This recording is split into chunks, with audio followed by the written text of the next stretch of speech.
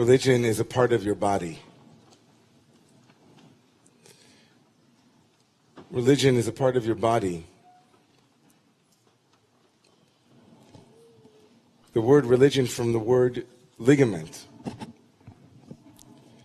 means that which binds together, that which gives us a sense of tapestry, that which is connected. When we speak of relevant religion, it's redundant. Religion that isn't relevant isn't religious. It doesn't connect us in any way to some larger story that animates our lives and the lives of others. It's just ritual. But religion that is religamenting reconnects us to a story that is bigger than our own thread, but gives us a sense that our thread matters. Religion is in your body. The word in Hebrew for ligament is a word that you might be familiar with. It's gid. Gid. Can you all say that? Gid. Gid, G-I-D, gid. We know it from the Bible where the Torah tells us about a certain sciatic nerve or some kind of ligament that we're not allowed to eat called the gid hanasheh. The ligament of forgetting, the ligament that was dislodged when Jacob wrestled with the angel Gid. We hear resonance of Gid in the word lehagid, to tell a story, to tell a folk tale. A narrative is essentially something that has a through line. Narratives that don't connect, that aren't ligamented, feel like they're dislocated and disjointed. To tell a story means to give someone a sense of an arc, a sense of a beginning, middle, and an end. The word lehagid, to tell. We hear it in the word Haggadah, as in the book that we'll be reading from a week from tonight, telling us, of course, the primary story of our people. Lahagid. V'higadeta lebincha, tell your child might be ligament your child. Bind them to something bigger than their small self. We hear it also in the word gadol, which means big. Gadol. This Shabbat is called the Great Shabbat, Shabbat HaGadol, the Great Shabbat. And there are many reasons, but there are two reasons that I'm going to discuss with you in the next 10 minutes. The first one right now, and then in a couple of minutes after, before we stop in between in the Parsha. But hold, if you could, this sense of lifting pieces together, because essentially when we're talking about Gid or we're talking about Gadol, something great, we're talking about the ability to bring disparate pieces together into some arch, some arc, some bigger whole. The first reason given for Shabbat HaGadol is that Shabbat HaGadol is the Shabbat that immediately precedes not just Passover, but it was thousands of years ago on the original Shabbat HaGadol, the original Sabbath before the Exodus, coincided with the 10th day of the month of Nisan, where we were told, Mishchu ukechu lachem, take for you a lamb into the house. And that the greatness of the day represents the greatness of faith. A people who were enjoined, as Sharon beautifully wrote in her poem for this evening, a people who were commanded, obligated by Moses the Redeemer to bring the God of Egypt into their home with all of its bleating loudness. Surrounded by the oppressor and by those who worshiped that very object, they were commanded, obligated, obliged. There was no way out. The only way out for the Israelites was to listen to the Redeemer. And when Moses told them, do this thing, they even said in the Bible, what are you, Meshuggah?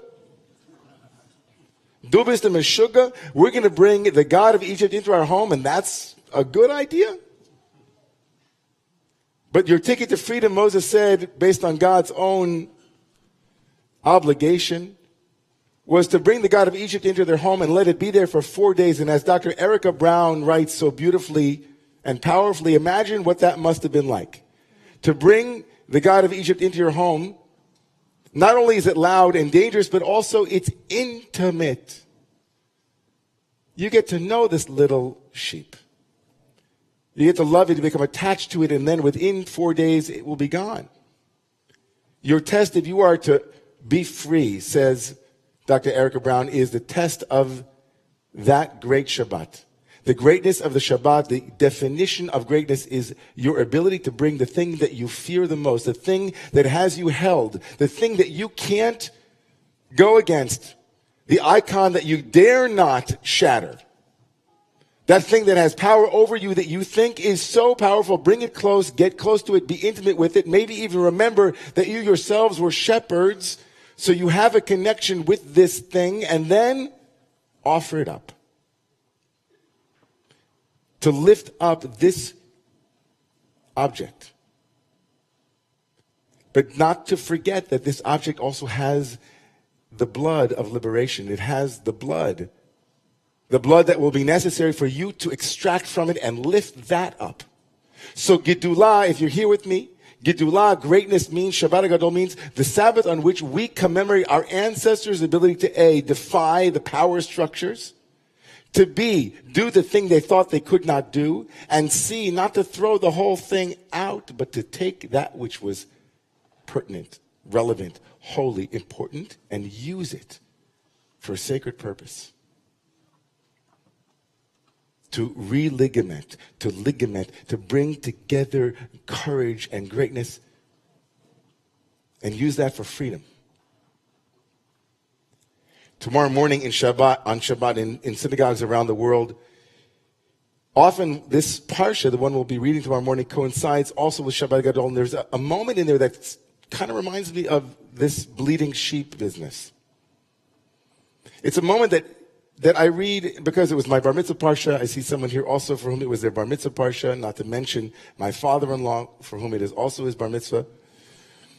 I can imagine that, 36 years ago on my bar mitzvah, I didn't quite understand this, but I read it so fluently, it's kind of in my head. So that tomorrow morning we're going to be reading about more sacrifices, not just sheep, but this particular sacrifice called an olah, a holy burnt offering. And the priest would come and offer this burnt offering. It was a kind of burnt offering that was twice a day, and this animal was burning on the altar, and there would be ashes at the altar. Lots and lots and lots of ashes. And the Kohen Hagadol, or the Kohen, the priest, would be told and obligated, Veherim et hadeshen, asher tochal alav ha'esh, v'samo etzel hamizbeach. The Torah goes out of its way to tell us that the priest had the responsibility to take the ashes off of the altar. Now, the Torah is very, very sparse with its words. The Torah doesn't give us extra sentences and paragraphs and storylines, but here it decides to let us know that there was a sanitary purpose that a Kohen, a priest, had to do, which was to lift the ashes off of the altar. Now, one could say very simply, of course, it was in order for the remainder of the korban to continue to burn. It gets very crowded on an altar when there's a big animal and it's burning. But those words, Veherim et hadeshen, can you all say that? Veherim et hadeshen. That they would lift up the ashes. That the function of the priest was to take the charred remains of what once was an offering, a sacrifice, and to find in it holiness, not to discard it. Says the Maggid of Mezrich famously when asked, where shall I find fire? He said, if you want to find fire, look in the ashes. Get busy with the ashes if you want to find fire and hitlaavut. The function of the priest was to lift up the ashes, the charred remains of a sacrifice, of something that was whole once, but now is no longer whole because it still has holiness, and lift that up.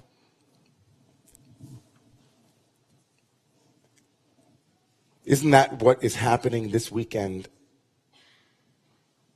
Isn't that what's happening always in our religious and spiritual lives? Isn't it always the case that we are trying to connect pieces together to find some bigger narrative to which we belong, to take disparate moments along a timeline and somehow string them together into some coherent narrative, some story that makes meaning, purpose? Aren't we all in some way, shape, or form surah? And isn't our art form pointillism at every moment?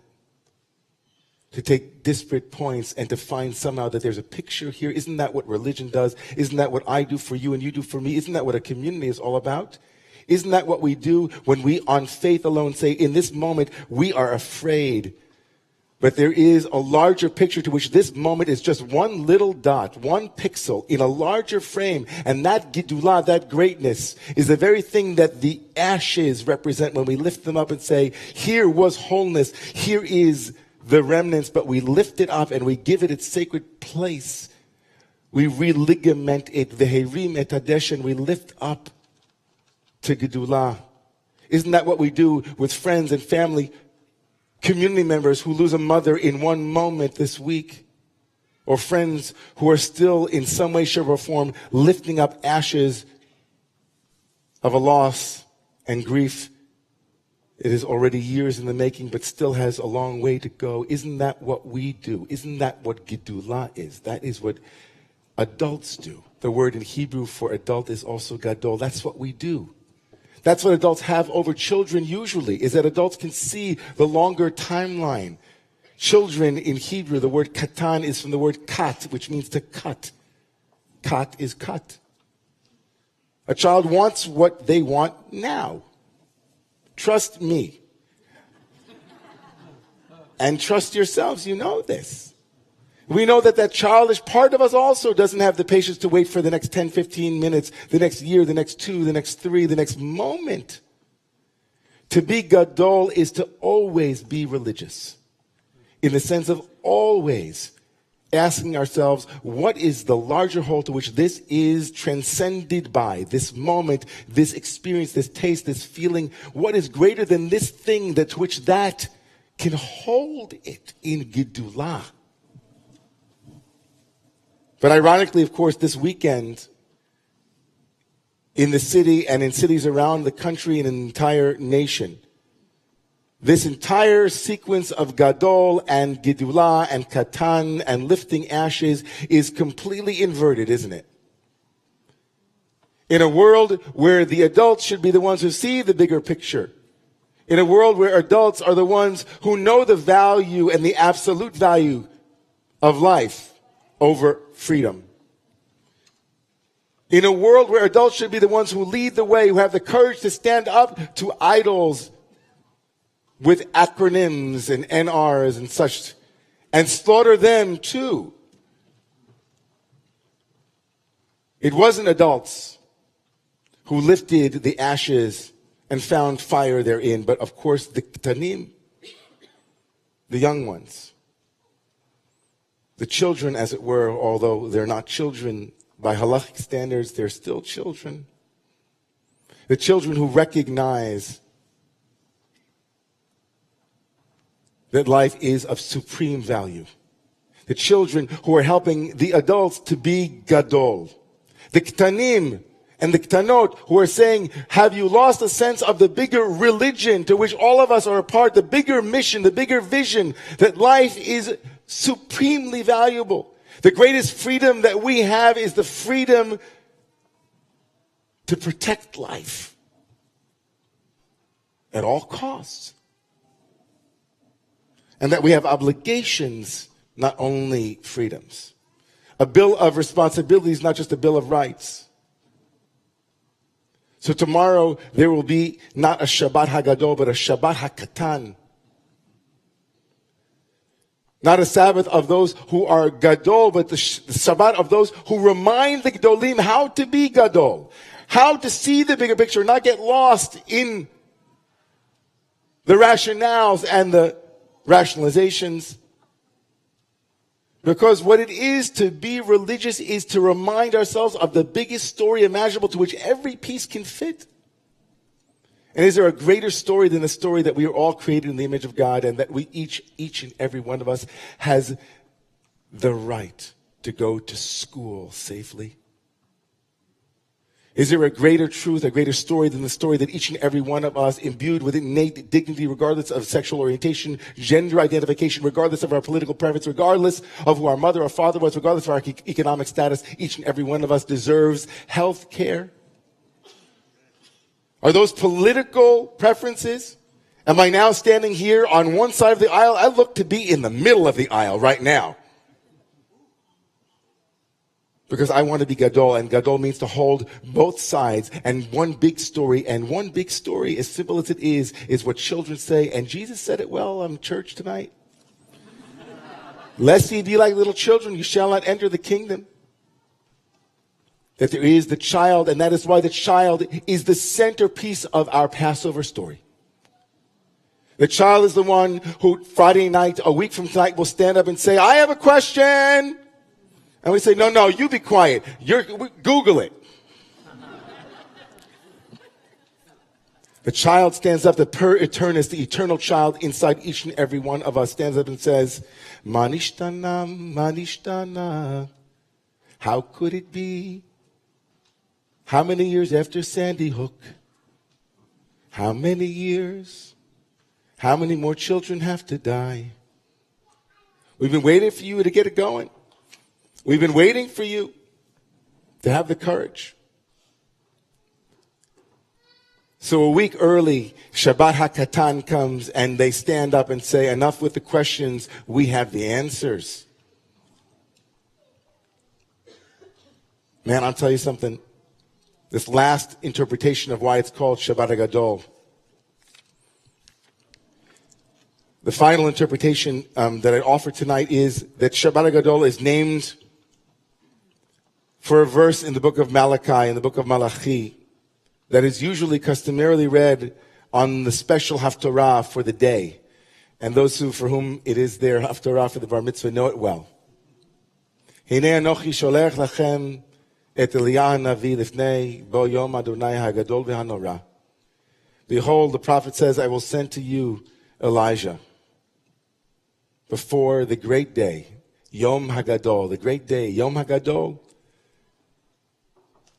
The great day is the day that where we say, are we there yet? And we say, oh, we're there. That's called Gadol. We're there yet. That big vision. Yom HaGadol, the great day. And what will the great day be known by? What will be the significant piece that Malachi will tell? He'll say, Veheshiv leiv avot al banim, v'leiv banim al avotam. On that day, the children's will turn the hearts of the parents towards them. That's the day. When the children say to the parents, Veheshiv leiv avot al banim v'leiv banim al avotam. That's the signifier, says the prophet Malachi. I've seen it in a vision. I came in a dream. The day will come, the great eschaton, the great messianic era will be vuchsafed by this knowing. This will be the way you'll smell it. This will be the shmek of the messianic age, when parents and children have a reversal. So maybe we're there. If we could put someone as child, okay, maybe we're there. Maybe we're there. But here is what is so profoundly powerful, is that children call us on our stuff. Children say it like it is. Children don't see the whole picture, so they can't manipulate the pieces. They're so isolated in that one point in the surah, point of this vision. That's their point, and they make it. And we say, but what about this point? And they say, no, this point. Shabbat HaKatan. This one point. As if the children in this country are saying, stay with me now, big people, stay with us. Because you like to lie and figure it out from the big picture. But we have it real simple now. We get it. V'heshiv leiv avot al banim v'leiv banim al avotam. I want to live these three principles every day of my life. I want to live the principle of, if I'm scared of it, it has aliveness, go in. I want to live the principle that if I think it's so powerful, why don't I bring it close and see how powerful it is? I want to live the principle that in order to be free, I have to do something that I'm scared to do. I want to live the principle that I want to see what has been offered, the remnants of it and lift it up. I want to do that when I come to some kind of ashes and say, where's the fire here that I can lift up and make relevant? Where's the thing that needs to be redeemed? And finally, I want to live the principle of Shabbat HaKatan. That sometimes we can get so lost in Gadol, in this whole manipulative game of Gedulah, we forget about the power that children have to ask the question that dissembles us, that undoes us, and reminds us of a simple truth. V'heshiv lev avot al banim v'lev banim al avotam. There's going to be a lot of prayer happening tomorrow. Some of it might be, quote unquote, religious in an old frame, but all of tomorrow is Religion Day. The day for Gedulah, the day for Gid, the day for connection, the day for lifting up what is most relevant, the day for us to remind ourselves and to be reminded of the greatest possible story, the greatest possible Haggadah that we could ever read from. The story of what it is to be a human being. May God bless us tomorrow with being just that. And to pray with our feet, and to pray with our hugs and our smiles. And to bring this country to the place that it could possibly be able to say about itself, the promised land. Please rise.